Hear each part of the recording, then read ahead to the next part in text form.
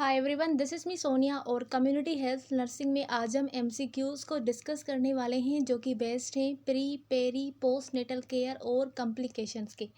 So let's get started. Question number 1, what is the primary goal of prenatal care? Prenatal care का primary goal क्या है? Options: to monitor fetal growth and development, to prevent pregnancy complication, to promote maternal physical and emotional well-being, or all of the above. The right answer is D. All of the above are primary goal of prenatal care. Next, which of the following is a routine prenatal test? Ultrasound, glucose screening test, group B strep test, or all of the above? The right answer is D. All of the above are routine prenatal test.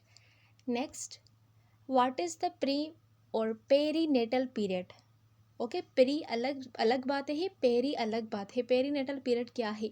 So the period from conception to birth, the period from 28 week of gestation to 7 days after birth, the period from birth to 28 days of life, और the period from 28 days to 1 year of life. The right answer is B. The period from 28 week of gestation to 7 days after birth. Next, which of the following is a key component of perinatal care? Options: fetal monitoring, labor support, pain management, or all of the above. The right answer is D. All of the above are key components of perinatal care. Next, what is the primary goal of postnatal care? Postnatal care का primary goal क्या है? Options: to promote maternal physical and emotional recovery, to support breastfeeding and newborn care, to monitor for postpartum complications, और all of the above. The right answer is D. All of the above. Next, which of the following is a routine postnatal test? hemoglobin test, blood pressure check, newborn hearing screening, or all of the above? The right answer is D. All of the above. Next, what is the recommended frequency of prenatal visits? यानी prenatal visits की recommended frequency क्या है? कितनी मर्तबा उस pregnant women को prenatal care की visits के लिए जाना चाहिए? ऑप्शन से every 4 weeks until 28 weeks, then every 2 weeks until 36 weeks, then weekly. B, every 2 weeks until 28 weeks, then every week until 36 weeks, then every 2 weeks. C, every 4 weeks until 36 weeks, then every 2 weeks, and last is every 2 weeks throughout the pregnancy. So the right answer is A, every 4 weeks until 28 weeks, यानी पहले 4 weeks, यानी जो every 4 weeks से 28 weeks तक जाना है, उसके बाद एवरी 2 वीक्स अंटिल 36 हो जाए, देन वीकली जाना है। Next, which of the following is a key component of postpartum care? Option: support for breastfeeding and newborn care, monitoring for postpartum complication, emotional support and counselling, और all of the above?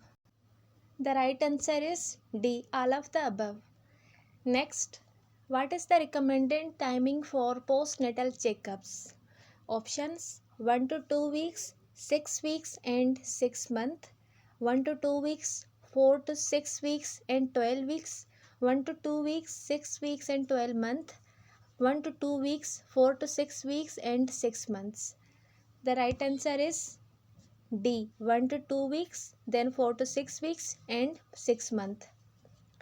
Next, what is the most common cause of postpartum hemorrhage?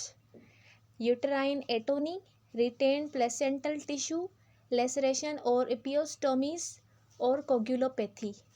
The right answer is A. Uterine atony. Uterine atony की वजह से postpartum haemorrhage के जो risk हैं वो ज़्यादा होते हैं। Next, which of the following is the benefit of breastfeeding support during the postnatal period?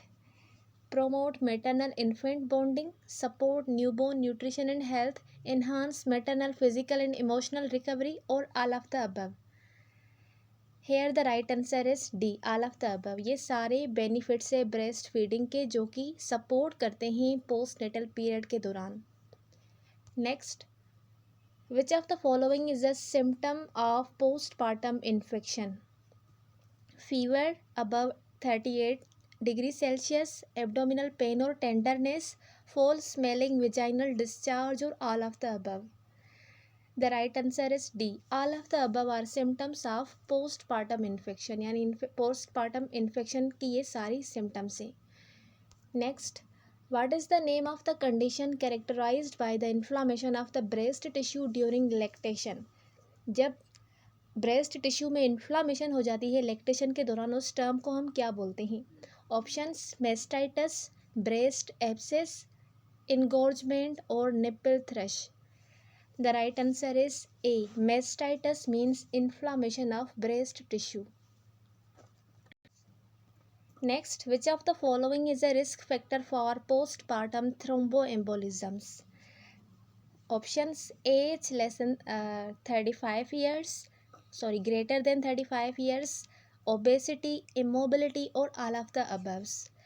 So here the right answer is D. All of the above are the risk factor for postpartum thromboembolisms, यानी thrombus की वजह से जो embolus की formation होती है postpartum period में, ये सारे वो रिस्क फैक्टर हैं जिसकी वजह से ये ज़्यादा इन्हांस हो सकती है।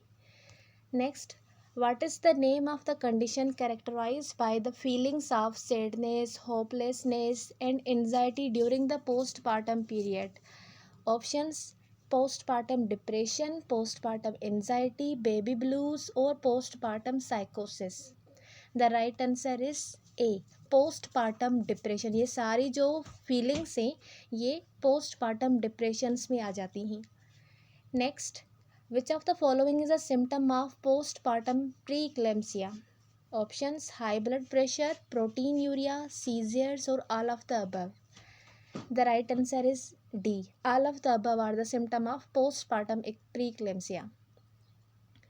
Next, what is the name of the condition characterized by severe headache, visual disturbance and seizure during the postpartum period? postpartum period के दौरान अगर ये सारी symptoms मिल रही है तो इनको हम कौन सी condition कहते हैं? वो कौन सी condition है जो कि ये सारी symptoms जो है वो show करती है during postpartum period?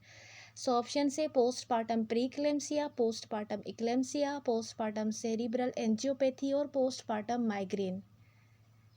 The right answer is B, postpartum eclampsia. जब प्रीक्लेम्सिया सीवियर हो जाती है तो वो इक्लेम्सिया में कन्वर्ट हो जाती है जिसके बाद हेडेक, विजुअल डिस्टर्बेंस और सीजियर जैसी सिम्टम्स देखने को मिलती है। Next, which of the following is a risk factor for postpartum haemorrhage? Options: multiple gestations, placenta previa, placenta abruption और all of the above. The right answer is D. all of the above. ये सारे risk factor है postpartum haemorrhage के लिए। Next, what is the name of the condition characterized by a blood clot in the breast tissue during lactation? Lactation के दौरान जब breast tissue में blood clot हो जाए तो उस कंडीशन को हम क्या बोलते हैं? Options: mastitis, breast abscesses, engorgement और breast haematoma. The right answer is D, breast haematoma. Breast में ब्लड क्लॉट बन जाए तो उसको हम ब्रेस्ट हेमाटोमा बोलते हैं। Next, which of the following is a symptom of postpartum thyroiditis? यानी पोस्टपार्टम थायरोडाइटिस जब थायराइड ग्लैंड में इन्फ्लामेशन हो जाती है तो उसकी कौन सी सिम्टम्स हमें उस लेडी में मिल सकती है? Options: fatigue, weight gain, hair loss और all of the above. The right answer is D, all of the above. ये सारी सिम्टम्स पोस्टपार्टम थायरोडाइटिस की है जो कि हमें उस लेडी में मिल सकती है।